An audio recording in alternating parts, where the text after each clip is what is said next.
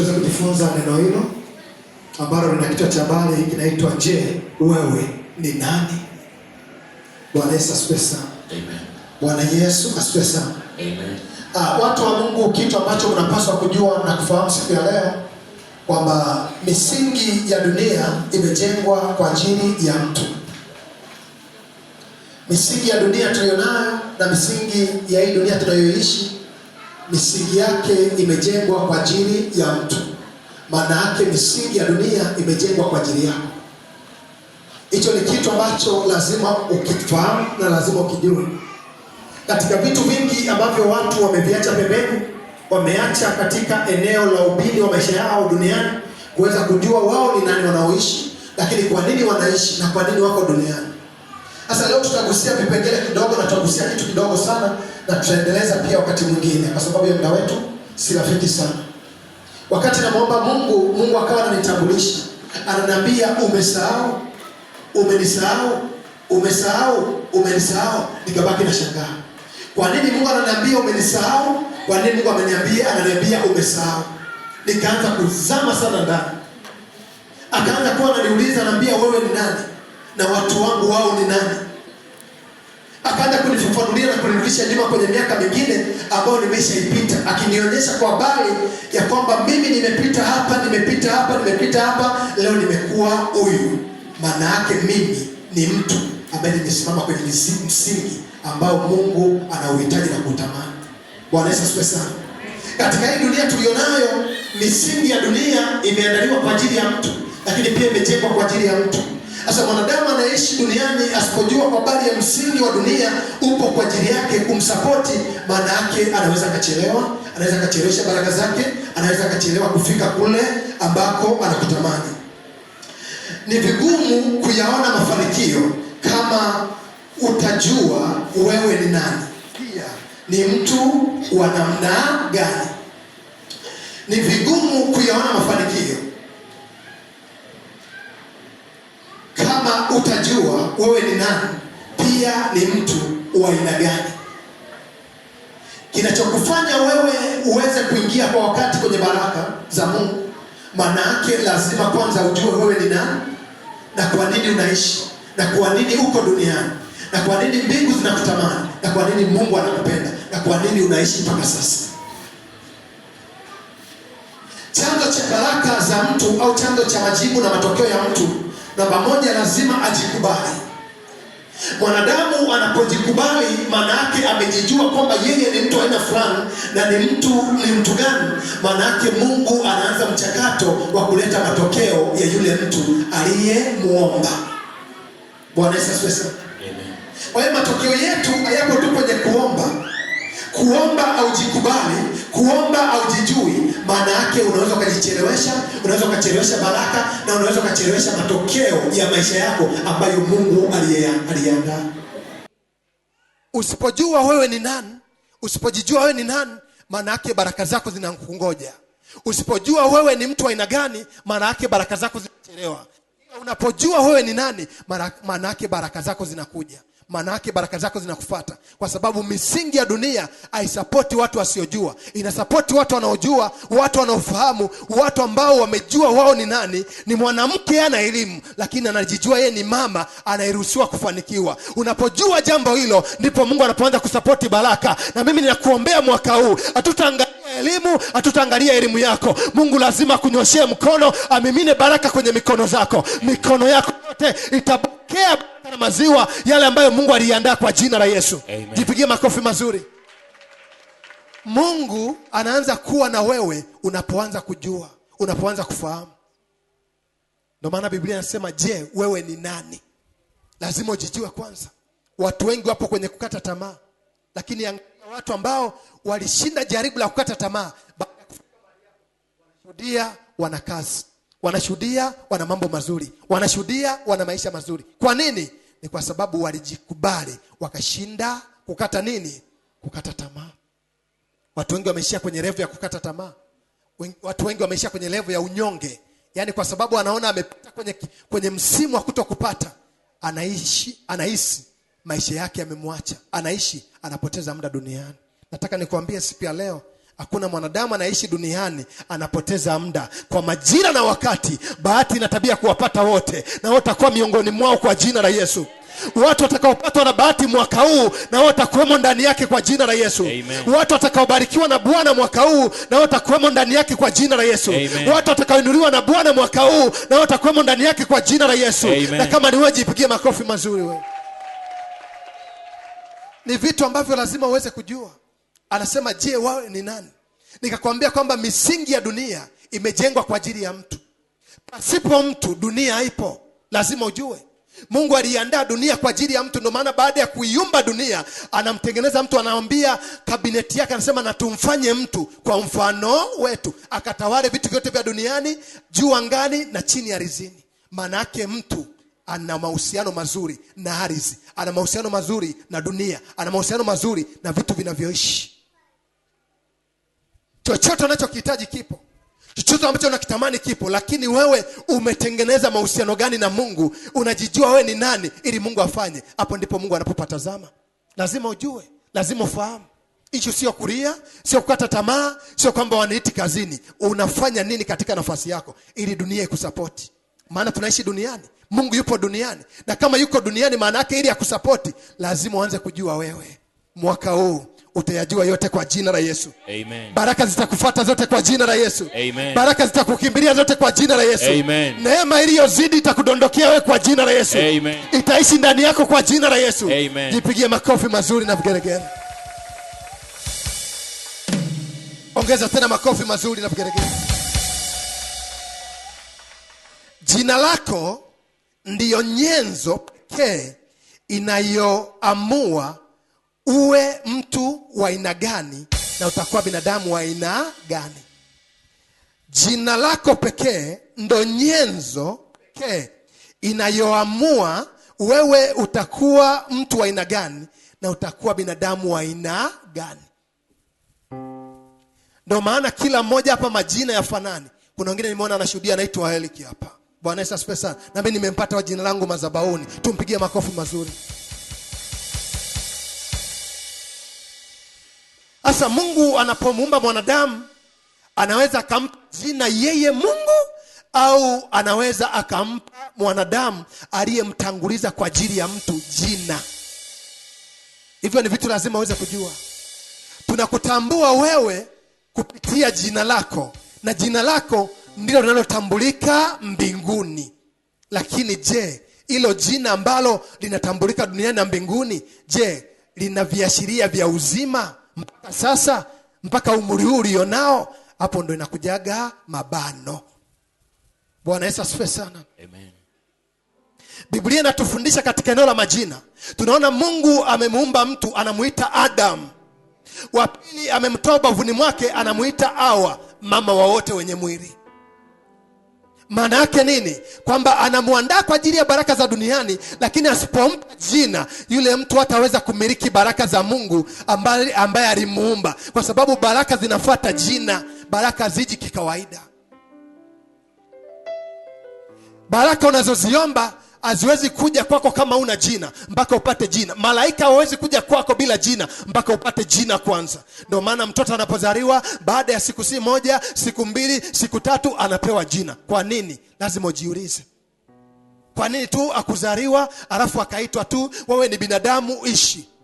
Binadamu ishi. Namba moja, Mungu anasema tumfanye mtu kwa mfano wetu. Maana yake wewe ni mtu, lakini hakuishia kumuita mtu, bali alimuita Adam. Umeelewa kitu eh? Amen. Sio, mnanielewa? Amen. Sasa hivyo ni vitu ambavyo lazima uweze kujua kwamba wewe ni mtu uliyeumbwa na Mungu, lakini ukuishia kuitwa mtu. Hivyo ukiwa unaishi na watu au unatembea na mtu afu unaitwa wewe mtu, utafurahia. Yaani unapita barabara, wewe mtu njoo. Utamwendea huyo mtu, wewe mtu toka hapo. Wewe mtu unaenda wapi? Utabaki unashangaa. Lakini yule mtu akikuita kwa jina lako, utaanza kusikia yani kama vile kuna samani fulani umeipata. Amina. Na hiyo samani unapoipata, dada Irene, dada Irene, hebu njoo. Unaona ananyanyuka kwa furaha. Ananyanyuka kwa nini? Kwa furaha, dada Irene. Amina. Tumpigie makofi mazuri. Lakini kisema wewe mtu njoo hapa, maana yake anaanza kujiuliza, mimi ni mtu, kwa maana yake sina jina. Nafuu mtu akuite wewe dada, wewe kaka, si ndio? Wewe kaka samahani njoo, maana yake ametaja jinsia yako, si ndio? Hapo utamwendea kwa haraka. Lakini anasema wewe mtu njoo hapa, unaona anaanza kujiuliza huyu mtu ana shida gani kichwani? Ni wale waliovuta bangi zamani na ugoro zamani, au amebadilika? Bwana Yesu asifiwe sana. Amen. Lakini ukimuita kwa jina lake, ukimuita kwa jinsia yake, maana yake unaona anapata nguvu ya kunyanyuka kufanyaje? Kukufuata. Bwana Yesu asifiwe sana. Amen. Na mimi nakuombea leo, baada ya leo watafuata jina lako kwa jina la Yesu. Amen. Watalikimbilia jina lako kwa jina la Yesu. Amen. Watalifuata jina lako kwa jina la Yesu. Amen. Haleluya. Amen. Mshike mkono jirani yako, muulize, wewe ni nani? Wewe ni nani? Muulize vizuri, wewe ni nani? Wewe ni nani? Mwambie ninongoneze, wewe ni nani? Unaitwa nani? Anaitwa nani? Muulize swali lingine, jina lako bado linasomeka kweli au lilishafutwa mwenzetu? Anasemaje huyo? Bado linasomeka eh? Amen. Basi piga makofi kwa niaba yake. Haleluya. Amen. Sasa leo tutajua jina ambalo linasomeka na ambalo lisomeka. Tutajua tu hapa baadaye. Bwana Yesu asifiwe sana. Amina. Tutajua jina lake bado liko kwenye kitabu cha uzima au lilishadiritiwa au lilishawekwa nje ya kitabu cha uzima. Bwana Yesu asifiwe sana. Amen. Yaani wasitishwe tu na jina lake. Issue sio kuitwa Irene. Je, Irene bado yuko hai, anaishi? Issue sio kuitwa Eric au Pastor Eric. Je, jina lake bado linaishi? Ni zima? Hicho ndio kitu ambacho tunataka tukijue leo. Bwana Yesu asifiwe sana. Tukijue leo. Kwa hiyo nimetangulia kueleza kwa habari ya kwamba jina lako pekee ndo nyenzo muhimu inayokuwakilisha utakuwa nani. Kwa unaposikia neno jina, jina haliiti tu jina. Jina ni nyenzo. Ni nyenzo ya kukuingiza kwenye baraka, ni nyenzo ya kukutambulisha, ni nyenzo ya kukufanya wewe uweze kuziishi baraka. Uweze kuziishi nini? Baraka. Kuziishi baraka. Wakati namuomba Mungu ananiambia leo, nenda watu wangu wanipokee katika majina yao. Wanipokee katika majina yao. Kuna watu wengine hapa mjini una majina matatu. Kuna watu wengine jina uliotoka nalo kijijini sio jina ulionalo mjini hapa. Uongo kweli? Mtu akitoka kijijini kukutafuta kwa jina lako akupati. Kijijini kunaitwa Boke, hapa mjini inaitwa Loveness. Loveness, inaitwa Loveness pastor. Mmoja akaja hapa mtafuta dada moja anasali hapa anaitwa Boke. Boke. Ananiambia Boke, yeye anaitwa Diana hapa. Bwana Yesu asifiwe sana. Amen. Kaambia yukoje? Akaanza kunieleza. Sasa mimi nimepita kwenye masomo haya ya CAA haya. Bwana Yesu asifiwe sana, ya upelelezi. Amen. Mimi nikiongea na mtu akianza kunionyesha tena nikakuchorea mpaka umbo la mtu. Nimepita huko. Yesu asifiwe sana. Amen. Nilipoanza kumwambia yuko hivi ana kimo hiki, yuko na sura hivi, yuko hivi na hivi. Akasema ndio, nikamwambia anaitwa Diana huyo. Oh, alishabadilisha labda jina. Alivyokuja walikumbatiana mpaka mweleka chini. Boke. Bwana Yesu asifiwe sana. Amen. Kaambia wewe sio mtoto wangu, sio Boke. Huyo ni Diana sasa hivi. Ilimchukua wiki mbili dada kuacha kumuita Boke. Alishamzoea. Jamani dada Boke. Wow. Mweleka. Wakitumwa na Mungu wanakuja kumtafuta Boke, kumbe Boke sio Boke, ni Diana. Hapo tabia imeanza mbaya hapo. Bwana Yesu asifiwe sana. Amen. Haleluya kanisa. Amen. Haleluya watu wa Mungu. Amen. Yohana 3:1-5. Tunaenda kuangalia vitu kidogo hapo. Kitabu cha Yohana sura ile ya 3 mstari wa 1 hadi wa 5. Haleluya kanisa. Amen. Haleluya watu wa Mungu. Amen. Kitabu cha Yohana mtakatifu sura ile ya 3 mstari wa 1 hadi wa 5. Amen. Ndio anasemaje hapo apostol? Ndio anasema, basi palikuwa na mtu mmoja. Basi palikuwa na mtu mmoja. Sikiliza hapo, anaitwa mtu mmoja. Bwana Yesu asifiwe sana. Ndio alipalikuwa na mtu mmoja wa Mafarisayo. Wa Mafarisayo ndio. Jina lake Nikodemo. Jina lake nani? Nikodemo. Umeelewa? Amen. Anasema basi palikuwa na mtu mmoja. Mwanzoni anaitwa mtu lakini ana jina. Lakini ana nini? Ana jina. Wangeendelea kumtaja mtu kwenye Biblia, maana yake tusingejua maana yake halisi. Tusingepata picha nzuri ambayo Mungu aliandaa kwa ajili yake. Rudia tena pale. Ndiyo anasema basi palikuwa na mtu mmoja ndiyo wa Mafarisayo ndiyo jina lake Nikodemo, mkuu wa Wayahudi. Mkuu wa nini? Wa Wayahudi. Huyo alimjia usiku. Huyo alimjia Yesu usiku. Ndiyo akamwambia Rabi, twajua ya kuwa mwalimu umetoka kwa Mungu. Usikiliza hizo. Twajua wewe tunavyokuona, twajua wewe mwalimu, lakini wewe umetoka kwa Mungu. Bwana Yesu asifiwe sana. Amen. Haleluya. Nina watu waliotoka kwa Mungu mahali hapa Nina watu wenye uhai mahali hapa Nina watu wenye uzima mahali hapa Nina watu wenye baraka ndani yao mahali hapa Sikiliza, huyo Nikodemu ndo mtu pekee katika Biblia ambaye anatajwa alikuwa na akili na hekima ambayo watu wengine hawakuipata wakati huo. Namba moja, alipomcheki namna hii, amemcheki na umati mkubwa, lakini yeye alitaka kwenda kuimprove kwamba huyu mtu ni mtu aina gani. Akamfikia pale, akamwambia, Rabi, wewe ninajua mwalimu, maana nimesikia ukifundisha mambo ya uzima yenye marengo ya kututoa kwenye ziki na machozi na magonjwa, kutuweka kwenye baraka. Wewe ni mwalimu wewe. Bwana Yesu asifiwe sana. Namba mbili, wewe umetoka kwa Mungu. Bwana Yesu asifiwe sana. Na mimi nakuombea uliyetoka kwa Mungu, watu waanze kuishi jina lako halisi kwa jina la Yesu. Baraka zianze kuishi ndani yako kwa jina la Yesu. Shika mkono jirani yako, mwambie na wewe uende ulitoka kwa Mungu wewe. Anasemaje? Wewe weka mabano kidogo, naye alitoka kwa Mungu huyo. Bwana Yesu asifiwe sana. Anasemaje? Alitoka kwa Mungu Amen. Basi alitoka kwa Mungu, mpigie makofi mazuri. Amen. Umeelewa kitu Amen. Hakuna mwanadamu anaishi duniani hajasababishwa na Mungu. Kwa sababu mwanadamu anayo roho, maana yake ana mahusiano na Mungu. Mwanadamu yote unayemwona anaishi duniani, haijalishi ana cheo, ni mtumishi sio mtumishi, ni binadamu aina gani sio binadamu aina gani, huyo mtu mwenye roho maana yake ametoka kwa nani? Kwa Mungu. Na wewe kama umetoka kwa Mungu, leo utalibeba jina lako halisi kwa jina la Yesu. Utaibeba ndoto yako halisi kwa jina la Yesu. Utabeba mafanikio yako halisi kwa jina la Yesu. Jipigie makofi mazuri na vigelegele.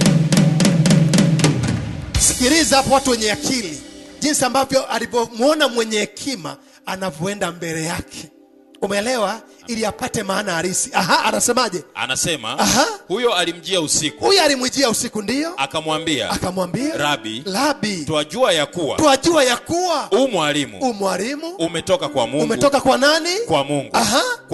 Kwa maana hakuna mtu awezaye kuzifanya ishara hizi uzifanyazo wewe. Ndiyo? Isipokuwa Mungu yu pamoja naye. Umeelewa? Amen. Sasa hivyo ni vitu. Namba moja, huyo ni mtu anamuuliza Yesu ambaye ana majibu yake. Yesu mpaka anachanganyikiwa, anajiuliza huyu mtu kajuaje huyu? Wewe angalia binadamu, watu aina hiyo. Anajua kwamba huyu mtu hiki anachokifanya hawezi kukifanya bila Mungu. Bila nani? Bila Mungu. Anasema twajua wewe mwalimu, tena umetoka kwa Mungu. Maana yake hakuna mwanadamu awezaye kufanya ishara hizi isipokuwa ametoka kwa nani? Kwa Mungu. Umeelewa kitu? Amen. Unaweza ukawa umetoka kwa Mungu na usijijue ni nani. Unaweza ukawa unaishi duniani na Mungu alikuandaa uwepo duniani, ufanikiwe duniani na usijijue wewe ni nani, na baraka ukaziacha duniani. Ndio maana uaga sitaki kuona mtu anayejidharau hata mmoja. Mimi ukija kwangu, haijalishi umepinda kiasi gani, lazima nikunyoshe ukae sawa. Lazima nikufanye ujiamini.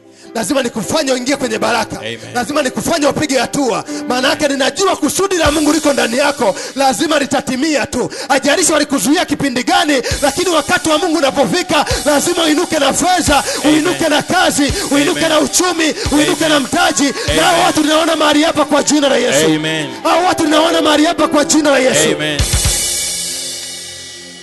Mmoja nikamuuliza, mama wewe ni nani? Mimi ni mama wa nyumbani tu pastor. Mimi tunaishia tu kuzaa na kumhudumia mume wangu. Biashara imeishia hapo. Kaambia wewe, tunabadilisha kibao. Utakuwa mama wa nyumbani, utakuwa mama aliyefanikiwa. Ni kweli utaolewa, ni kweli utazaa, lakini utakuwa na biashara, utakuwa na miradi, utakuwa na maisha mazuri, utakuwa na maduka mazuri tena kwa jina lako. Pokea hiyo neema kwa jina la Yesu. Napokea. Nisikilize. Usipojijua wewe ni nani, unaweza kusababisha kutimiza ndoto za watu wengine na ndoto yako ikashindwa kutimia. Ulishaonaga watu wengine wakiwaajiri wanafanya vizuri, wakijiajiri wanaharibu? Ulishaonaga watu kama hao? Amen. Yaani ukimwajiri anakaa vizuri, ila akijiajiri anaharibu. Unabaki unajiuliza shida ni nini? Maana yake jina lilishabebwa. Yeye yupo kwa ajili ya kusapoti wengine. Leo kibao kitageuka kwa jina la Yesu. Amen. Ile nguvu aliyokupa Mungu itakuinua wewe kwa jina la Yesu. Amen. Itakufaidisha wewe kwa jina la Yesu. Amen. Itakufanikisha wewe kwa jina la Yesu. Amen. Jipigie makofi mazuri wewe. Shika jirani yako mtikise, mwambie wewe sio wa kawaida wewe. Acha kushangaa shangaa. Mwaka huu utafanikiwa. Hebu mtikise kidogo. Mwambie utastawi mwaka huu. Mwambie utaongezeka mwaka huu. Mwambie utainuliwa mwaka huu. Mwambie utaenda level mpya mwaka huu. Piga makofi mazuri wewe. Amen. Wewe ni nani? Nikodemo alijitambua, akaenda. Alafu akamtambua mtu aliyenaye karibu si mtu wa kawaida. Si mtu wa nini? Wa kawaida. Si mtu wa kawaida. Ndio maana katika maisha unapoishi lazima ujue kwamba huyu mtoto nimemzaa, lakini si mtoto wa kawaida. Usipomjua mtoto wako wewe, kuna wengine watamjua. Kwa nini maisha ya wanadamu wengi yameharibika? Kwa sababu mwenye nacho akujijua ni nani na akujua kina maana gani. Ila wanaojua kina maana gani wakaanza kukichezea. Ndio maana unakuta leo watu wana watoto hawaeleweki, wana vitu havieleweki, biashara hazieleweki. Yule alienda kwenye biashara kujijua yeye ni nani, alienda kwenye kazi na interview kujijua yeye ni nani. Ndio maana unaga hapa saa nyingine tunaandalia vifaa, maana unajua huyu mtu alivyo, inabidi kifaa kisimame katika nafasi yake. Umesikia mwingine ananiambia kabla sijaenda nipake mafuta ya nyota yangu lazima ing'ae. Maana yake kilichomzuia tangu 2019 kinaweza kikampinga mpaka leo. Soma Biblia utaona. Anasema nalitaka kuja kwenu mara nyingi na lizuiliwa. Mara nyingi. Kuna baraka zinatakiwa kuja kwetu, lakini kuna watu wanazipinga. Na kabla ya kuzipinga wanapinga jina lako. Wakisharipinga jina lako, unashangaa unazeeka na PhD, unazeeka na masters, mlembo mdada mzuri, lakini wanaume wa kuchezea wanapatikana, lakini wa kukuoa huwezi kuwapata. Wanaume wa kawaida wanakuja, lakini wanaume ambao sio wa kawaida wa kusababisha ucheke na uvunje story ya ukoo huwezi kukutana nao.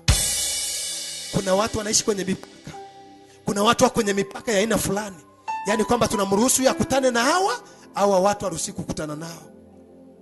Niliwahi kugusia somo moja mwaka juzi, nilishangaa watu wanaruka kichula hapa wajabu sana. Kwamba je, uliye naye ndiye uliyotakiwa kuwa naye? Nilikuwa nauliza hilo swali. Sasa tukataka hapa kuimprove kwa baadhi ya kwamba je, huyo uliye naye ndio mtu sahihi uliyotakiwa kuwa naye? Unajua shetani anaweza kumchomekea mtu. Ukisoma katika Biblia anasema tukamwekea mlinzi wa kumlinda katika kifungo chake. Nilikuwa namwangalia mhubiri mmoja yuko Kenya kule aitwa Lucy Dave Natasha. Wanasema tangu alipoolewa upako umepotea, maisha yamekuwa magumu sasa hivi. Wakati hajaolewa alikuwa na flow ile dada. Akianza kuongea hapa unasema sasa huyu sio binadamu, ni ametoka mbinguni. Umeelewa kitu Kwa namcheki jana hapo kwenye YouTube. Nabaki nashangaa. Wanasema mpaka anakosa hela ya kulipa hata nyumba. Aliyekuwa ni mhubiri wa kimataifa, akienda Marekani watu wanakusanyika wote. Lakini alipooa tu kaanza huduma ikaanza kufa. Leo mpaka anakosa hela ya kula. Bwana Yesu asifiwe sana. Amen. Nini maana yake? Kuna vitu lazima ujue. Namba moja, lazima ujijue ni nani na unapaswa kuwa na nani karibu. Na ni rafiki gani wewe anayepaswa kujua siri zako. Sio tu naongea tu. Kuna watu wengine tu hapa hata mwaka huu tu. Kuna watu umeshawaambia siri zako zaidi ya 20. Yaani mdomo utafikiri una lips. Yaani unatoa kila kitu ndani. Kila kitu. Ujijue ni nani na unayemwambia ni nani.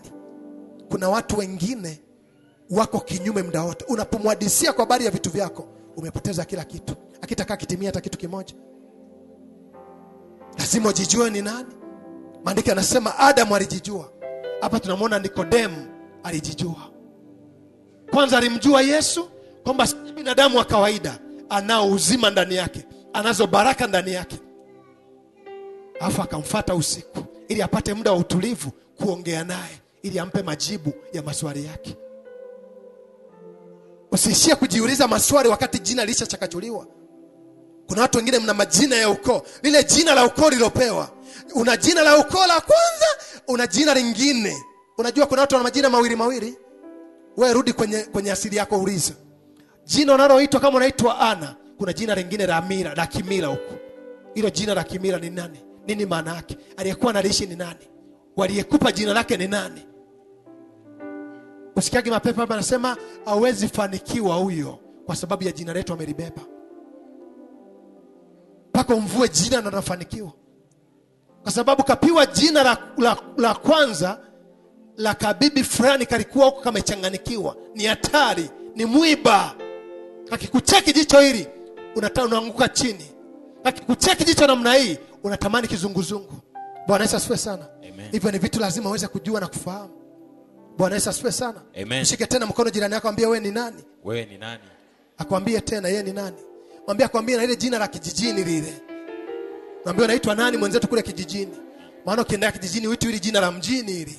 Anaitwaga nani huyo? Amekwambia? Si mnajua yale majina Amen. Majina mawili. Yaani ile jina tunalokuita la shule uliyosomea sio ile jina la ukoo la mila lile. Ile la mila lile. Lilikuwa lina nani lile? Bwana Yesu asifiwe sana. Haleluya kanisa. Hiyo ndio inaitwa Africa Technology.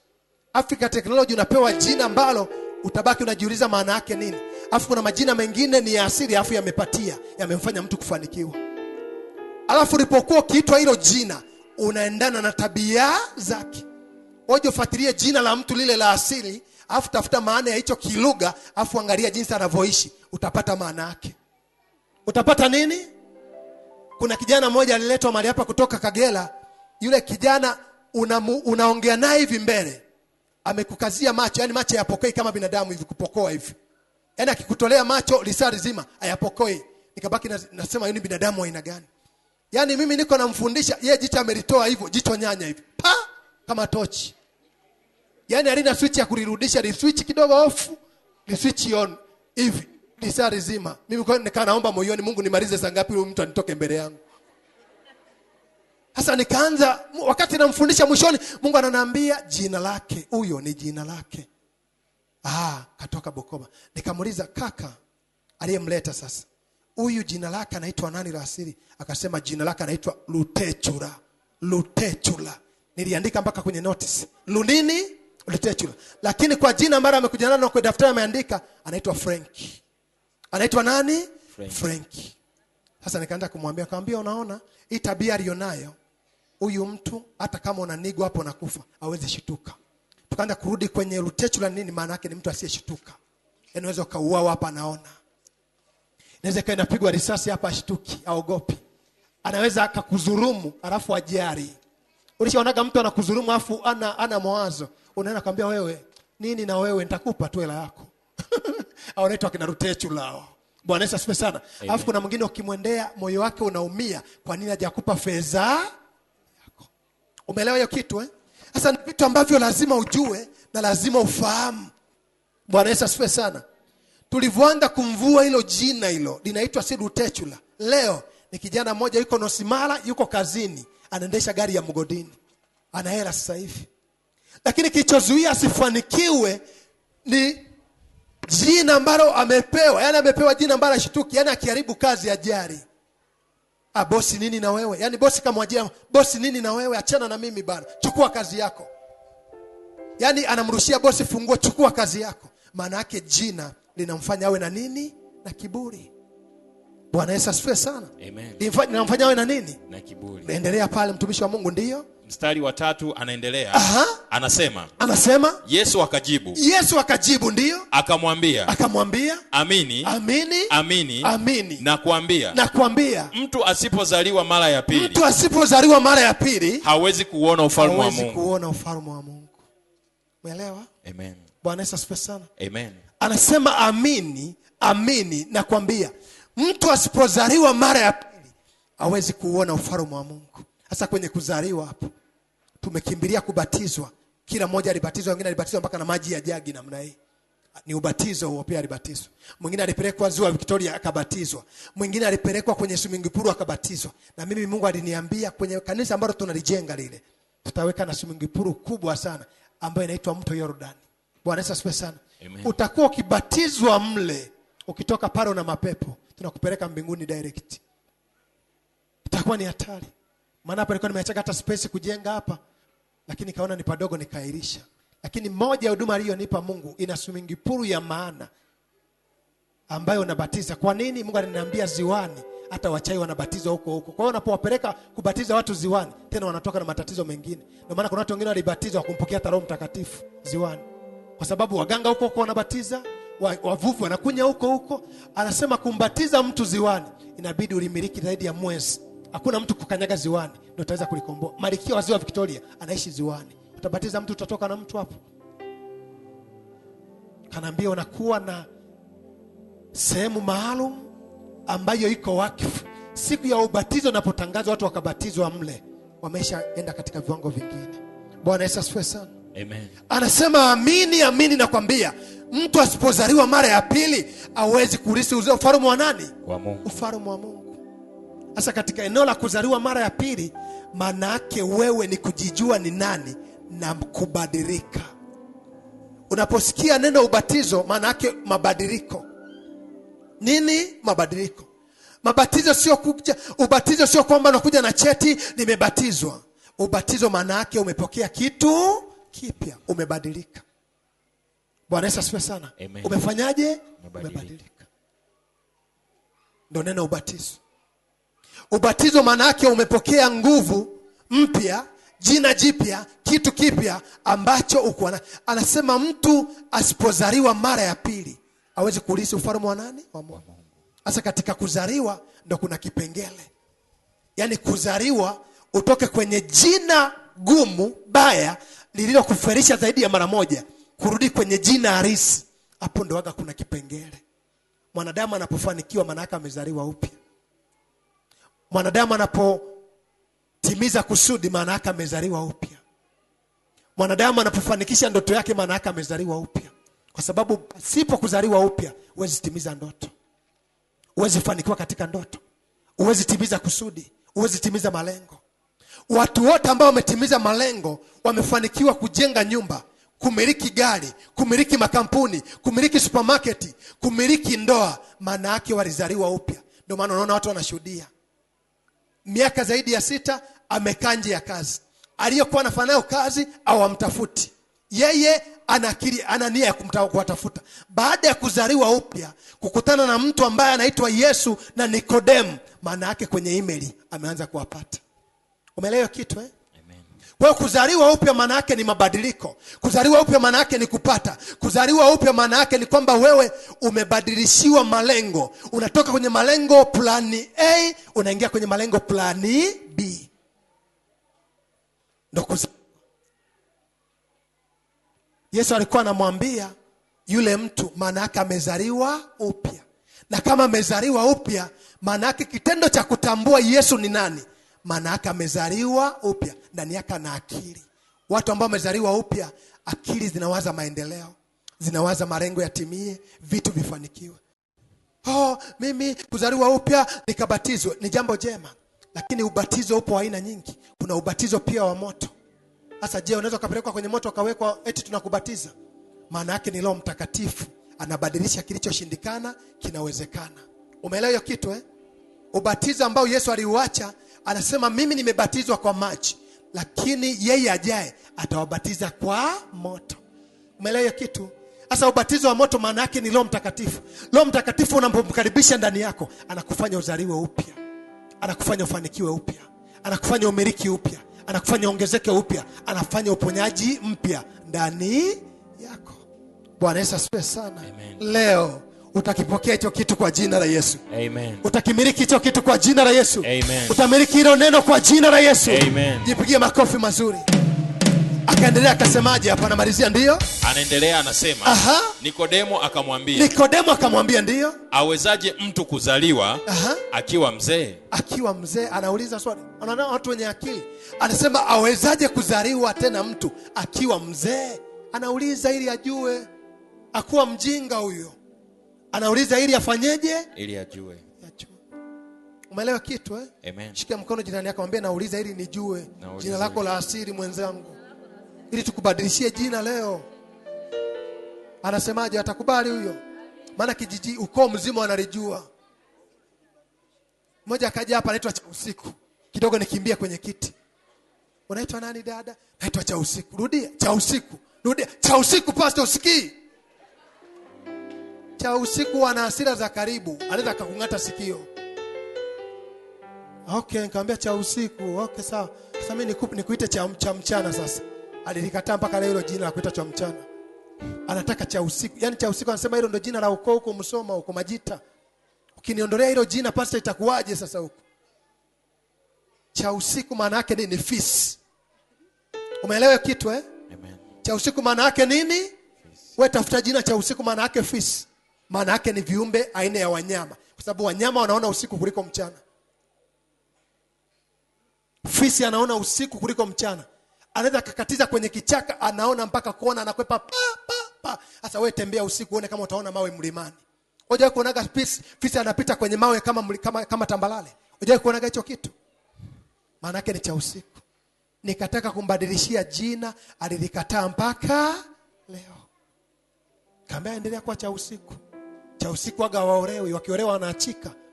Cha usiku haruhusi kumiliki fedha, akipata fedha inapotea. Cha usiku hatakiwi kuwa na furaha, hatakiwi awe na ukakasi. Maana kila siku anakutana na mawe usiku. Hivi unaweza kukutana na fisi unamchekea, utainama kuchukua jiwe. Kaambia ndio hicho kitu kinachokusumbua, kila siku unatupiwa mawe. Anambia anaitwa mchawi Kisesa. Kaambia shida sio wewe, ni jina hilo mwenzangu, kataa. Sasa hilo jina na mimi nilisi la bibi yangu, kizaa baba ananipenda. Sasa nakupenda ufanikiwi, upendo una maana gani? Eti kuwa na jina ufanikiwi lina maana gani? Bwana Yesu asifiwe sana. Amen. Si bora tukubadilishie jina ubarikiwe eti. Haleluya.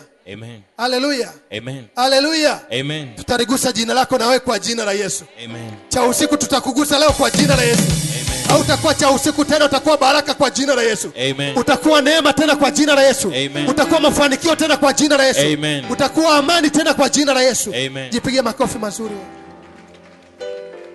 Haleluya. Amen. Aha, akamalizia hapa akasemaje? Akasema ndio aweza kuingia tumboni mwa mamaye mara ya pili akazaliwa. Umeelewa kitu?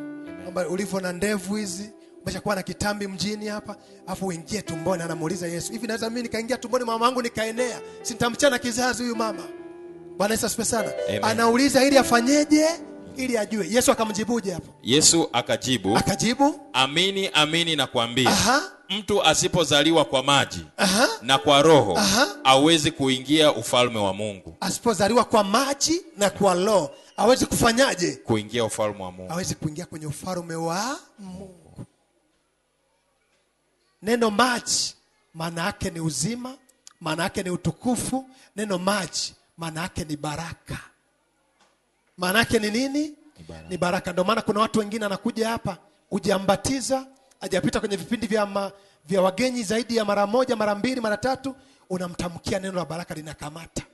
Linafanyaje? Linakamata. Unamtamkia nenda ukafanikiwe, anafanikiwa.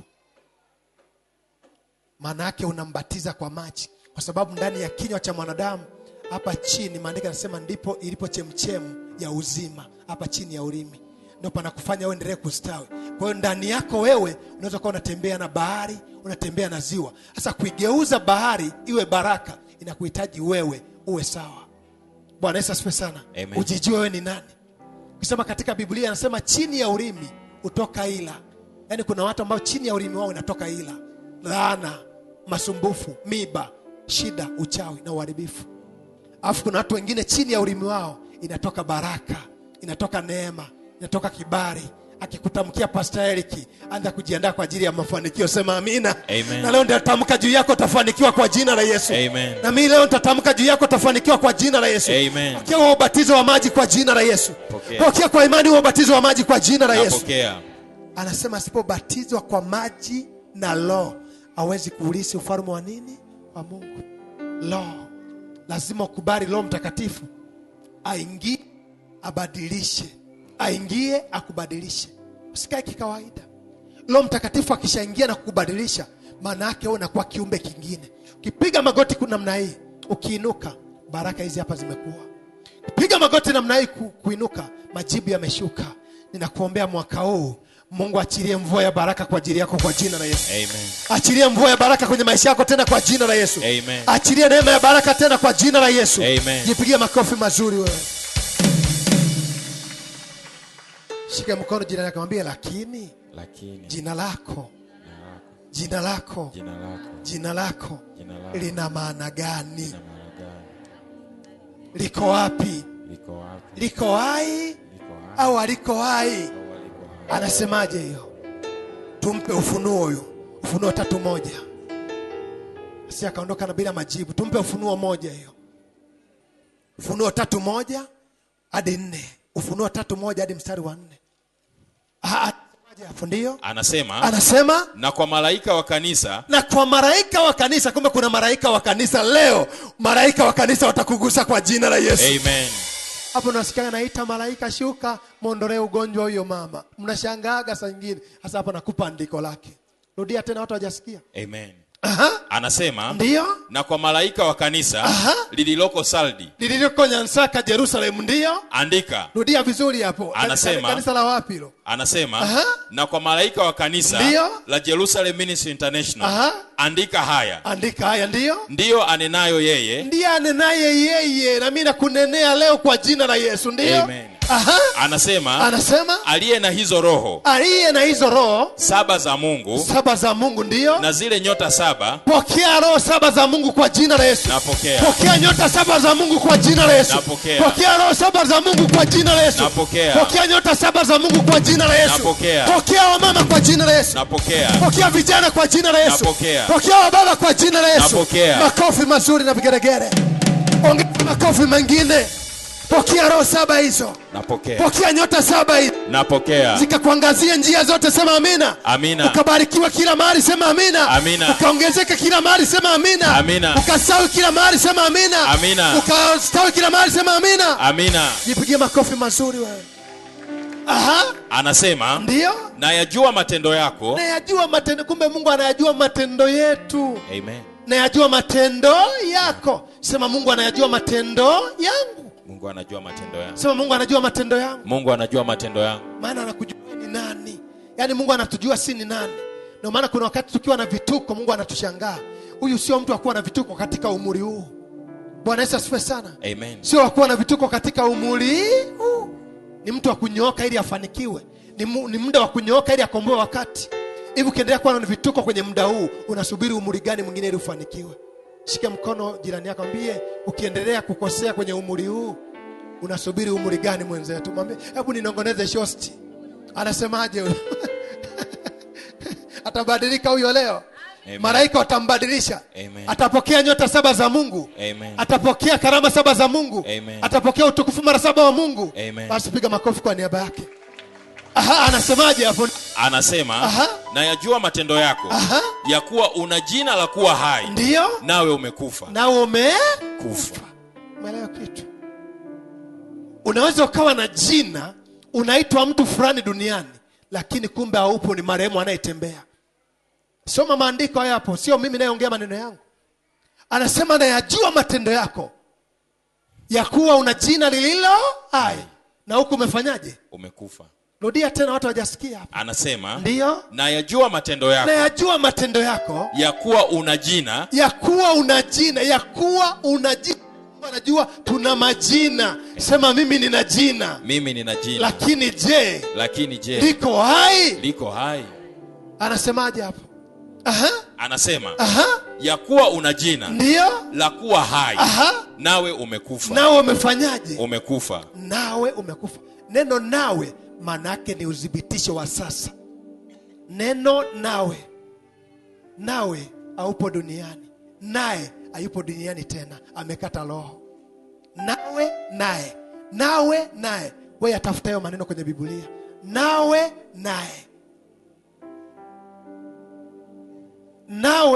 maana yake unaweza ukawa unaishi lakini umekufa. Naye ametoweka duniani. Naye Bwana amemtwaa kama Elia. Umeelewa? Amen. Nawe hapa naongea nini hapo? nawe. Anaongelea nini? Nawe. Maana yake anaishi, lakini katika maisha yake halisi ya jina lake alishauawa zamani. Walishakula 40. Kaburi lilishatitia. Lilishafanyaje? Lishatitia. Siku moja mama moja akaletwa hapa. Yule mama ameenda kupimwa kwenye hospitali ya Wachina. Wamemwambia figo zimesha kufa zote. Ini limekufa. Mapafu yamekufa. Kwa hiyo wewe muda wote unaweza kadondoka hata barabarani ukafa. Sasa yule mama bahati nzuri akakutana na mpendwa, akamwambia wewe acha nikupeleke kwa pasta huyo. Akaja hapa. Yule mama anaishi Marimao huko. Kaletwa mahali hapa. Tukaanza kumkanseli, anaisha vipimo vile wamempima. Yaani wamemskani mwili wote, kila kitu kibovu ndani yake. Nikamwambia hapana, siwezi kuamini. Siwezi kuamini. Unajua unapokuwa mtumishi wa Mungu, usiwe na haraka kuamini vitu unavyoambiwa. Ni hatari sana. Utasababisha mauti kwa watu. Nikamwambia mama, siamini kama wewe ini bovu, figo ni mbovu. Acha na mimi niingie kwenye X-ray za Mungu. Nikaanza kuchungulia kwenye binocular, nikaona ini zima, mapafu mazima, figo ni nzima. Nikamwambia mama, kwa taarifa yako, wewe ni mzima. Hapana pastor, wa China wanapima sawa. Nikamwambia wale ni wa China na mimi ni Muafrika. Tutaona sasa. Bwana Yesu asifiwe sana. Amen. Piga magoti mama, inua mikono, sala ya toba namba 2. Mungu nafichua kilichoko ndani yake. Mimi ni mtu fulani, ananijua. Nataka nikimuua nimpate mume wake. Hiyo gari anayoipandaga hiyo niwe naitembelea mimi. Haiwezekani aishi kwenye nyumba nzuri, afu mimi kwenye nyumba mbaya. Afu naona eti wanatoka na mume wake na gari nzuri, ina na mkonga mbele, eti anaenda namcheki tu. Nikajua nikimuua hiki ndo kikwazo. Mume kumpata ni rahisi, nitamtega tu atategeka. Umefanyaje? Anasema huyu tumeshamzika makaburi ya Nyanshana, tumeshakula na 40, tumeshaanua na matanga. Nikaja kujua kumbe mwanadamu anaweza kauawa bado anaishi, anaweza kaliwa 40 bado anaishi, anaweza kanuliwa matanga bado anaishi. Nikaijua hiyo kitu. Bwana Yesu asifiwe sana. Amen. Umefanyaje humu ndani? Muulize. Kila siku ananiota nimemkaba, nimemkalia kifuani, maana mimi ni bonge. Yeye ana kamwili kadogo kadogo unavyokaona. Nikimkaliaga tu, waga furuguti, hana pumzi huyu. Juzi nilipomtokea nilimlisha makande hayo, nikawa nampakia makande ndo nzima. Akaamka tumbo limevimba. Afu anaogopa kuja kunisemesha. Kaambia okay sawa, sasa naondoa makande yako leo. Tukaanza maombi, nikamtapisha vitu vya ajabu vyeusi hapa. Vinatoa harufu kali. Nikamwambia sasa nenda ukapime kwa Wachina wako hapa. Alivyoenda, wanaambia mama umekuaje? Wewe tumekupima vipimo, mbona ni mzima? Wakabaki wanashangaa Wachina. Bwana Yesu asifiwe sana. Amen. Sio kila homa ni malaria. Na sio kila anayeumwa ana corona. Bwana Yesu asifiwe sana. Amen. Leo ile mama ni mzima, analea watoto wake, gari anaendelea kuishi na mume wake anazidi kufanyaje? Anasema ana jina la kuwa hai, lakini amekufa. Ana jina la kuwa hai. Kitu cheki hapa tunapendeza. Lakini je, ili jina ambalo tunaonekana tuko hai, kwani sisi tuko hai? Hilo jina ambalo likitajwa watu naitwa happiness. Je, ni kweli happiness? Wewe ni happiness kweli? Muulize, wewe ni happiness kweli wewe? Mbona umekunja uso mpaka umeshakuwa na X usoni? Yaani ana jina la kuwa hai, lakini anasema najua matendo yako. Una jina la kuwa hai. Kumbe mwanadamu anaweza akawa hai alafu amekufa. Yuko hai alafu Sasa Mungu akaniambia mwaka huu tunaenda kutoa, yani kuna upako unaitwa upako wa kokolo. Yani tunaondoka na uchafu milini mwetu. Yani unaondoka na uchawi. Haijalishi utamkia maneno mangapi. Ndugu, ile kokolo likishapita linakomboa yote, linakokoa yote. Uchafu wote, majina mabaya ya usiku. Kokolo linaondoka nalo, naenda kuchambulia mwaroni kule. Sema amina. Kwenye mwaro wa mbinguni, sema amina. Amen. Hallelujah. Amen. Sema jina langu litakuwa hai tena. Litakuwa hai tena. Litakuwa hai tena. Litakuwa hai tena. Litakuwa hai tena. Litakuwa hai tena. Linganisha zamani, lete kwenye majira ya sasa, afu utaipata maana yako. Linganisha zamani, rudi kwenye wakati wa sasa, afu angalia maana yake ni nini. Utajiona wewe uliyeishi wakati ule ndiye unayeishi sasa hivi, katika matokeo yale yale, katika baraka zile zile, katika maisha yale yale, katika furaha ile ile, au umeshabadilishwa? Hapo ndo kuna kazi hapo. Bwana Yesu asifiwe sana. Ndo kuna nini? Kuna kazi. Kuna kazi.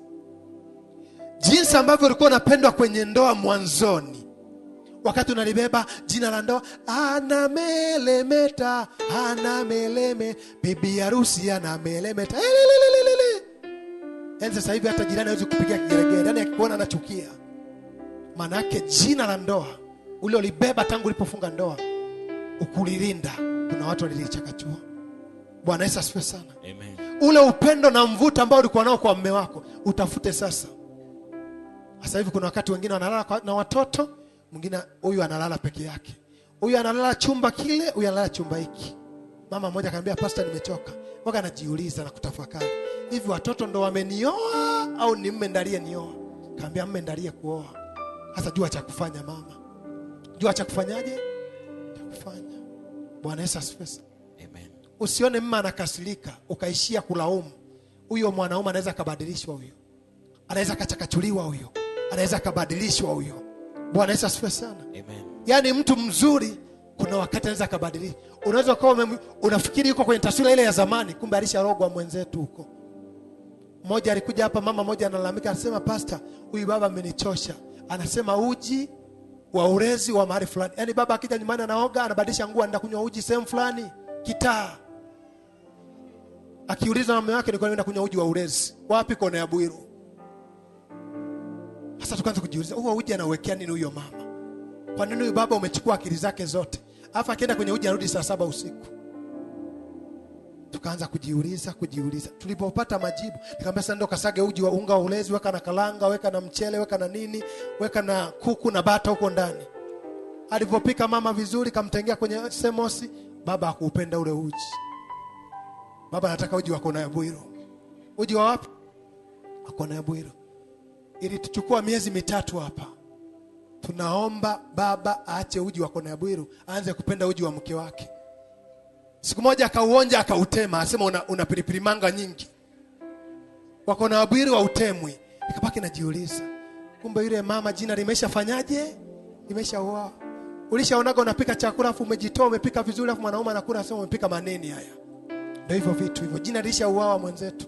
Umebaki mwanamke jina. Alafu kuna mwingine alishafanyika. Anaitwa marehemu mwanamke fulani. Bwana Yesu asifiwe sana. Amen. Sema sio mimi, ni yule wa Kayenzi. Bwana Yesu asifiwe sana. Amen. Haleluya. Amen. Ya unashangaa mwanaume unajitahidi kufua lakini hakutaki. Nini maana yake? Kuna kitu kimefanyika. Yaani upendo, yaani akikuona mwanaume anakasirika, lakini kuna mtu akimuona anatoa tabasamu lote. Hujawahi kuonaga watu hivyo? Bwana Yesu asifiwe sana. Amen. Sasa shida sio yule. Shida ni wewe, jina lako bado liko sawa? Hapo ndo kuna kazi hapo. Jina liko sawa? Uwezi kufatwa na wateja kama una jina. Bwana Yesu asifiwe sana. Amen. Jina lako lifufuke tena leo kwa jina la Yesu. Amen. Jina lako likawe hai tena kwa jina la Yesu. Amen. Jina lako likawe hai tena kwa jina la Yesu. Amen. Jipigie makofi mazuri na vigelegele. Huyu jina lake limeshakuwa hai kwa jina la Yesu. Amen. Atashikiliwa tena kwenye masomo kwa jina la Yesu. Atazuiliwa tena kwa jina la Yesu. Pokea hiyo nguvu kwa jina la Yesu. Chawi hawezi kuzuia tena. Piga makombora ya masafa marefu hapa. Makombora ya Irani ndio utaanza kutumia sasa hivi. Tumia drone za Irani, unazijua wewe? Tuma drone moja inakuja na kusambaratisha hapo. Tayari sana. Haleluya. Lazima tuishi katika mifumo ambayo utaweza kuishi katika maisha yako. Unapoona vitu haviendi, unajitahidi. Angalia kaka yetu anasema nililima kilimo kimoja nikapata milioni 30 na ngapi? 38. Sasa ukijiuliza, je, alikuwa analima wakati huo peke yake au na wengine walikuwepo? Unakuta yeye kapata, kuna wengine wamekoswa. Umeelewa hiyo kitu eh? Kuna mahali kwenye Mhubiri anasema kwa majira na nyakati bahati huwapata wote. Kila mmoja anaweza kupata bahati yake akitafuta. Pokea hiyo bahati kurudia tena kwa jina la Yesu. Pokea hiyo bahati kurudia tena kwa jina la Yesu. Bahati ya kupendwa tena kwa jina la Yesu. Bahati ya kukumbukwa tena kwa jina la Yesu. Bahati ya kusogelewa na watu wazuri tena kwa jina la Yesu. Bahati ya kukimbiliwa tena kwa jina la Yesu. Bahati ya kusaminiwa tena kwa jina la Yesu. Jipigie makofi mazuri wewe. Umemwona dada mmoja anasema tumefanya interview wengi lakini mwenzangu akaniona wa kwanza. Kuna mtu anaweza akakuona wa kwanza ulichonacho Yesu wakati anazaliwa, kabla babake na mamake hawajamuona, watu kutoka mashariki ya mbali walishamuona, wameshaanza safari mapema. Yaani wameanza kutembea safari kama mwaka wanamtafuta. Yaani wameshajua kuna tumbo inaenda kuzaa nyota. Wameanza safari. Kwenye teknolojia ya mashariki ya mbali wakati ule na kuja Yerusalemu ilikuwa inatekea utembea hata mwaka mzima ndio unafika. Walianza safari mapema, wanatembea. Siku wanafika mtaani, Yesu amezaliwa huyu hapa. Wakampa zawadi kujiunganisha na neema. Sasa je, wewe waliokuona wa kwanza ni wakina nani? Aliyekubeba kwenye mikono yako ni nani wa kwanza? Siku ulipozaliwa, kitovu chako kilienda wapi? Yule aliyekusaidia mkunga kuzaa, huyo mkunga wa kijijini, huyo bibi, alikuwa ni nani mtaani? Wengine amekuzaliwa hospitali hapo. Uongo kweli? Na kabibi kalikuwa kataalamu kakutoa kakuzalisha wamama huko kijijini. Funga kitambaa cheusi kana fundo hapo mbele hapa namna hiyo. Kakipiga dawa pa mama anajifungua, kanakupa uchungu wa dawa za kienyeji. Pushi, mtoto akazaliwa, kamembeba. Amezaliwa. Huku kana kazi nyingine au kumbe kana kazi nyingine binafsi ya usiku isiyojulikana. Bwana Yesu asifiwe sana. Amen. Sauti yako ilipotea kwanza, ambayo ndio imebeba jina la nafsi yako, iko wapi? Ilienda wapi? Wakati unalia, aliyekuwepo ni nani? Lazima ufahamu. Sishi tu kikawaida. Kujikomboa kunahitaji process. Deliverance ni process. Kukombolewa ni process. Sio tu dakika moja mbele, pokea baraka. Unahitaji kufundishwa, unahitaji kuchimbuliwa. Kuna watu wengine wana mizizi ya mbuyu hapa. Zizi ya mwarobaini. Wana mizizi ya mkaritusi. Takuwa chimbuliwa taratibu. Afu unainuka na muujiza. Wengine wameinuka na muujiza ndani ya miezi mitatu, wengine ndani ya miezi miwili, wengine ndani ya mwaka, wengine ndani ya miaka miwili. Na mimi nakuombea Mungu akupe wakati wako wa baraka kwa jina la Yesu. Amen. Akupe wakati wa neema yako kwa jina la Yesu. Amen. Jipigie makofi mazuri wewe. Marizia pale Apostle turuhusu watu ndio. Anasema uwe mwenye kukesha. Uwe mwenye kukesha. Sikiliza hicho kipengele cha kujipata na kuondoa mauti ndani ya jina lako. Uwe mwenye nini? Mwenye kukesha. Ukayaimarishe mambo yaliyosalia. Huyu mwanadamu anayeishi ana miaka 60 leo, akipata msaada wa kiroho, kuna mambo anaweza kuyafanya yakamfuta machozi. Ukayaimarishe mambo yaliyosalia. Kuna mambo yaliyosalia. Yaani walikupiga huko kwa kunyang'anya ndoa, umeshaanza kuelekea kwenye ubibi. Ndugu, kuna mchumba wako huyo. Anaweza kaja mkazeeshana hapo. Sema amina. Amen. Jiulize kwamba Ibrahimu amezaa na miaka 100. Sara amezaa miaka 90 na kitu. Bwana Yesu asifiwe sana. Amen. Lazima ujue.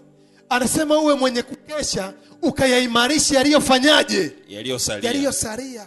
Kuna vitu angalau kidogo vikutie moyo. Marisha kuacha miaka 5. Omba Mungu angalau amrudishe aje akufariji au alete mwingine wa kufariji. Bwana Yesu asifiwe sana. Amen. Sikai tu unanungunika huko kitanda umeshakilowesha na mate, machozi. Acha kunungunika chumbani. Toka hadharani mwambie Bwana, ninakuijia na umri wangu nilionao. Ninaomba ubariki mikono yangu, ubariki biashara yangu, Amen. Ubariki umri wangu, ubariki maisha yangu, Amen. Ubariki uzao wangu, Amen. Ubariki familia yetu, Amen. Ubariki kabila yetu. Amen. Unapomwomba Mungu anabadilisha. Lakini ukikaa kunungunika, lawama. Kuna watu walisharaumu mpaka wakaingia kaburini bila kufanikiwa. Sio kila anayelalamika amefanikiwa. Na Mungu angaangalia machozi. Unaweza ukakalia kulaumu mume. Mmoja akaja hapa, pastor, yule boyfriend aliniacha 2012, nilimpa moyo wangu wote. Sasa wewe binti ulimpa moyo boyfriend wote 2012. Unataka kujua tukupeleke polisi na wewe kama Frank. Bwana Yesu asifiwe sana. Amen. Unachukua moyo wako wote unampa mwanadamu. Wanadamu wana tabia kubadilika. Bwana Yesu asifiwe sana. Amen. Wadada wa sasa hivi wanapenda. Yaani ka boyfriend baada akaeleweki, amekangangania, akampendi, kanamchanganya huyu na huyu, kanabebesha mimba, kanaitwa sukari ya warembo mtaani. Amegangana binti, boyfriend wangu, ex wangu. Mmoja anambia, ex wangu huyo. Ndio nini maana ya ex? Bwana Yesu asifiwe sana. Amen. Haleluya. Amen. Jifunze kuishi kwenye mfumo ulio kamili. Ukiendelea kuishi kwenye kubatisha, maisha yake yanabatisha hivyo hivyo. Bwana Yesu asifiwe sana. Amen. Nikamwambia wewe ulijiua mwenyewe. Nimempa moyo wangu. Hapo kaanza kudia. Nikaanza kuagiza dukani Big Bomb. Pastor, leta Big Bomb hapa. Chukua pipi. Na yeye alivyo na akili sio nzuri, kaanza kufungua. Kajua huyu bado mtoto huyu. Bado nini? Bado mtoto. Hapa na miaka 32. Pipi imekuja amekula, anakula afu niko na mhubiri. Anakula na mfundisha, ananyonya kama mtoto. Kajua huyu kuna shida huyu. Black ya pili, inua mikono. Nikatamani si nimpige kofi moja akili irudi. Mungu akanambia hapana, mhurumie, sio yeye. Nika mtu fulani kako kijiji kamemtengeneza, kamempika, amekubali kuiva kama viazi vya Ulaya. Amina. Amen. Bwana Yesu asifiwe sana. Amen. Mungu mbariki, rudisha akili zake nzuri, asiwe mtoto tena, asiwe mtu wa kukimbilia nyonyo tena kwa mama yake, asipende kula bigi bomb tena kama mtoto. Mungu mrudishie leo, ana ndoa. Ana nini? Angalia, huyu ex wangu pasta, ex wangu. Wewe ex, mtu anaitwa ex. Bwana Yesu asifiwe sana. Amen. Haleluya. Kuna vitu lazima uwe na akili. Amina. Unamwomba Mungu, nipe mme sahihi, mwenye akili nzuri, mwenye maisha mazuri. Sio naomba Mungu nipe mme, Mungu nipe mme. Wewe utapewa mme yoyote, afu utakutana na moto huko. Kuna wanaume wengine dakika 2 mbele, yani kukupiga kichwa yao ni hatari. Ajui kubembeleza hata siku moja. Yani kila siku ni lugha ngumu. Unajua kuonaga hapo, yani akikupiga jibu moja hilo, unatamani uingie kwenye sufuria ndani ujipike, uwe chakula. Bwana Yesu asifiwe sana. Amen. Omba kwa direction. Mungu nipe kitu hiki sahihi. Bwana Yesu asifiwe sana. Amen. Mtaomba hivyo. Amina. Uwe mwenye nini? Uwe ukayaimarishe mambo yaliyosalia. Ndio. Yanayotaka kufa. Yanayotaka kufanyaje? Yanayotaka kufa. Yanayotaka kufa. Kuna mambo kwa mwanadamu yanataka kufa. Ndoa inataka kufa. Tafuta kuimarisha, sio kunungunika, kulaumu, kukasirika. Hasira zisaidii. Kila tatizo lina chanzo. Lina nini? Lina chanzo. Sasa watu wengi wa leo wana upako wa mwendo kasi. Akili ya mwendo kasi. Maneno ya mwendo kasi. Ni rahisi kutoa maneno magumu mabaya, speedi. Ni rahisi kukata tamaa, speedi. Ni rahisi kulaumu, speedi. Yaani watu wa leo wana akili ya mwendo kasi. Haijichangamui, haijingamui.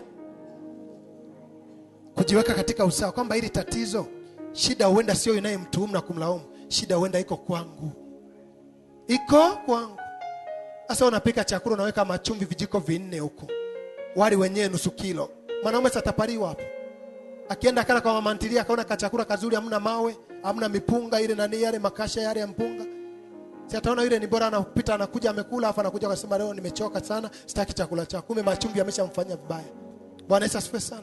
Nasema kabla ya kulaumu jitafakari, shida iko wapi? Bwana Yesu asifiwe sana. Amina. Ni mwanaume, kuna namna mwanamke hata uweze kumnunulia mafuta lotion nzuri, uweze kumchukulia hata perfume kazuri kila siku, mamoshi hivyo, na kwenye kadi nayo nampa jiko la mkaa, jiko la moto, la nani? Jiko la kuni. Ukimkuta na matongotongo usilaumu.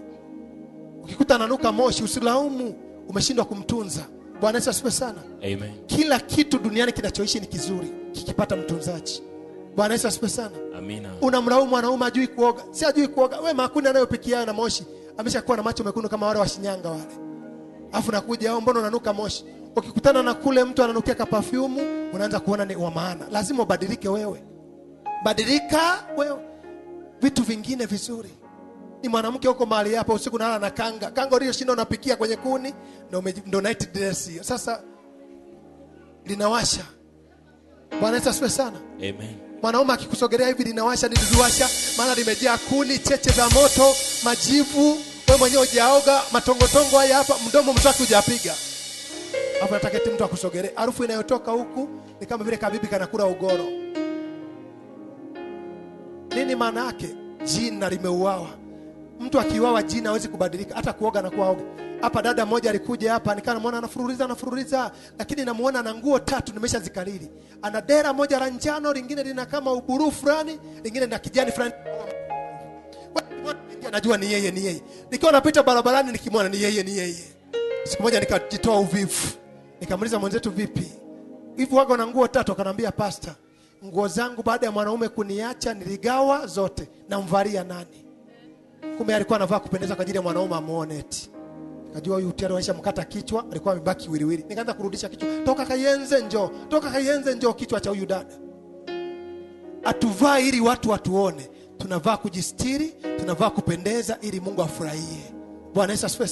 Amen. Hauvai kwa sababu ya mwanaume. Alikuja dada mmoja kutoka Bwiru, yeye asemeshwi huyo sasa, huyo asemeshwi. Katoka Bwiru siku hiyo amesikia kwa Pastor Eric huko Nyansaka, akaja amepiga na kiatu kirefu na kamini kaumu, lipstick amechanganya hapa kuru, hapa nyeusi hapa njano. Hapo ametembea kwa mguu. Sasa siku hiyo ndio akusemeshwa wakati anakuja hapa. Hata kondakta kumwita dada unaenda akuitwa, hata bajaji zinampita tu. Anasema nimetoka Bwiru kwa mguu mpaka hapa Nyansaka na kiatu chake kirefu hivi. Na mkoba ameweka hapa hivi anakuja hapo asemeshwi. Ananiambia sasa Pastor leo ndo funga black, hata bodaboda akusimama. Na ndo mara ya kwanza nimeambiwa nije hapa. Sasa hapo inakuwa nikamwambia Mungu alikuwa anakuonyesha kwamba kuvaa kwako sio ndani yako. Bwana Yesu asifiwe sana. Amina. Watu watafuti nje, kuna kitu kiko ndani. Unaposikia neno nyota, nyota sio kujipaka siri pustiki. Nyota ni kitu kiko ndani yako kinachokusababisha wewe uvutiwe. Bwana Yesu asifiwe sana. Unajua kuonaga mtu ana jicho moja ameolewa? Unajua kuonaga wakoma mjini wamezaa pale tena watoto wazuri? Shauri yako sasa. Bwana Yesu asifiwe sana. Amina. Kuna mazingira yaweke vizuri, sema amina. Amina. Mazingira yaweke vizuri. Kaa vizuri, oga. Pika chakula mapema, tenga kwenye hotpot pale mwanamke. Amina. Vaa kanguo kazuri kale ka usiku. Sasa unakaa umevaa kanga tangu asubuhi, kanga hilo. Kuoga utaki kuoga. Sabuni ni ile ya Kigoma ndo naogea. Sabuni ya vyombo ndo naogea. Alafu nataka mwanaume akuelewe. Jina limeshaguswa hilo. Shetani akidiri na mtu anabadilisha mpaka ufahamu. Bakuli la chooni analeta kuchotea maji ya kupikia huko. Yaani akili inakuwa vice versa hivi. Bwana Yesu asifiwe sana. Amen. Shika mkono jirani akamwambia si akawa ni wewe. Anayemuongelea pastor. Anasema aje amekataa. Akatai milele huyo. Akatai milele huyo. Bwana Yesu asifiwe sana. Amen. Haleluya. Amen. Siwe katika majina ya watu walio feri. Marizia pale apostle turuhusu watu hapa. Amen. Aha. Anaendelea anasema, Ndio. maana sikuona matendo yako kuwa yametimilika mbele za Mungu wangu. Aha. Basi kumbuka. Ndio. Jinsi ulivyopokea. Aha. Jinsi ulivyosikia. Aha. Yashike hayo na kutubu. Ndio. Walakini usipokesha. Aha. Nitakuja kama mwivi. Aha. Wala hutaijua saa. Aha. Nitakayokuja kwako. Umeelewa kitu? Sikiliza. Sema sikiliza. Marizia pale ndio. Mstari wa 4 anamaliza anasema, Aha. Lakini unayo majina machache ndio. katika Sardi. Katika nini? Katika Sardi. Aha. Watu wasioyatia mavazi yao uchafu. Aha. Watakwenda pamoja nami. Ndio. Hali wamevaa mavazi meupe. Aha. Kwa kuwa wamestahili. Anasikia najua na majina machache. Ndani ya mwanadamu kuna majina mazuri. Huko anaitwa bosi, huko anaitwa mama watoto. Umeelewa? Huko anaitwa meneja. Anasema anajua ya kuwa na majina machache ambayo watu wayajiatia nini? Uchafu. Rudia tena hapo mstari wa 4. Amen. Jina ndio likatiwa uchafu. Ndio? Anasema, aha, lakini unayo majina machache. Ndio? Katika Sardi. Katika nini? Katika Sardi. Katika Sardi ndio? Watu wasioyatia mavazi yao uchafu. Watu wasioyatia mavazi yao uchafu. Ndio? Nao watakwenda pamoja nami. Aha. Hali wamevaa mavazi meupe. Ndio? Kwa kuwa wamestahili. Kwa kuwa wamefanyaje? Wamestahili. Ukitafuta kitu unastahili kukipata. Usipokitafuta kitu ustahili kukipata. Hizo ndo kanuni. Umesikia jinsi anavyokufundisha? Anasema anajua ya kuwa na jina lililo hai lakini umekufa. Kuna watu ni marehemu wanatembea, wanaendesha mpaka na magari. Alafu wamesubiri kuja kupigwa tukio la mwisho. Unavyomuona Mungu amempigania kaka yetu Frank mpaka leo yuko hai, maana yake Mungu alikuwa upande wake. Umeelewa kitu eh? Wewe angalia kwenye iliyoua watu 6, alafu amebaki dereva. Na dereva ndiye atakaanza ayo wa kwanza, maana alikuwa na drive. Kwa nini huyu abiria wa hapa afe, alafu dereva abaki? Maana yake Mungu alikuwa anakusudi naye. Alikuwa anasubiria jamlete kwa Pastor Eric hapa. Ili wale wazungu wafanye vitu vikubwa vikubwa, sema amina. Amina. Lazima ujiulize. Mtu anapoteza watu 6 siku moja. Akawa anajiuliza huko South Africa, hivi mke wangu kweli amenikataa kiasi hiki? Kumbe kaburi mpaka lilishatitia. Walishafanya ya kwao. Ndio maana tunasema kitu kizuri bila Mungu ni sawa na sufuri. Wiki iliyopita nikamwambia mama mmoja anakumbuka kumesha kucha. Kabeba mimba wewe miezi 7. Ilivofika ile siku inakamilisha mwezi wa 7, mimba ikatoka. Kanipigia juu wiki iliyopita analia. mimba yangu imetoka na miezi 7. Nikamwambia ungekuja kabla. Nilipewa tu namba yako, nikawa na ubize. Sasa ubize wako ndo matokeo haya hapa. Usiwe bize kwenye hakuna. Kuwa bize kwenye matokeo. Bwana Yesu asifiwe sana. Amen. Watu wengi wanazidi kuwa bize kwenye hakuna. Yaani unaona anazidi kukimbia lakini hamna matokeo. Nafuu usimame kwanza ujikague kwamba ninaferi wapi? Mbona mwaka jana nimeweka mtaji milioni 30 imekufa yote? Ninaferi wapi? Anza kuuliza. Una mtu akumuuliza njoo nikushauri hapa. Mimi siwezi kukushauri afu kaendelea kuferi wewe. Bwana Yesu asifiwe sana. Amen. Hallelujah. Amen. Hivyo vitu. Anasema najua ya kuwa majina machache katika nini? Katika sala. Katika Psalm. Anasema ambaye hajatiwa nini? Uchafu. Uchafu katika mavazi yake. Watu walishatiwa uchafu, anatembea na uchafu ndani. Umesimama, umeganda, ukoko. Anatembea kumbe katika ulimwengu ni sufuria la kuni. Linatembea. Sura mtu akikucheki hivi anasema hili jiwe linaenda wapi? Hili sufuria linaenda wapi mjini? Mama moja akaja hapa mpaka anapigwa kipepusi kwenye daradara. Mama unatubana. Daradara unapigwa kipepusi. Bwana Yesu asifiwe sana. Amen. Anasema sio mara moja. Siku moja nilishushwa Mkuyuni. Conductor anasema chukua nauli yako unakaa unabana watu. Dada mwenyewe ni mwembamba kama pastor hapo. Mpaka nashangaa. Kuna mavazi mtu akivishwa anakuwa anaonekana kwenye taswira kwa watu mbaya. Bwana Yesu asifiwe sana. Yaani ni mke umejitahidi unapendeza ni mlembo kama mama mchungaji hapo lakini ushangae eti mtu akuelewi eti. Sasa unajiuliza asiponipenda huyu hivi mimi nitapendwa na nani? Bwana Yesu asifiwe sana. Amen. Jipigie makofi wewe ni mtu mzuri. Sema amina. Amina. Hallelujah. Amen.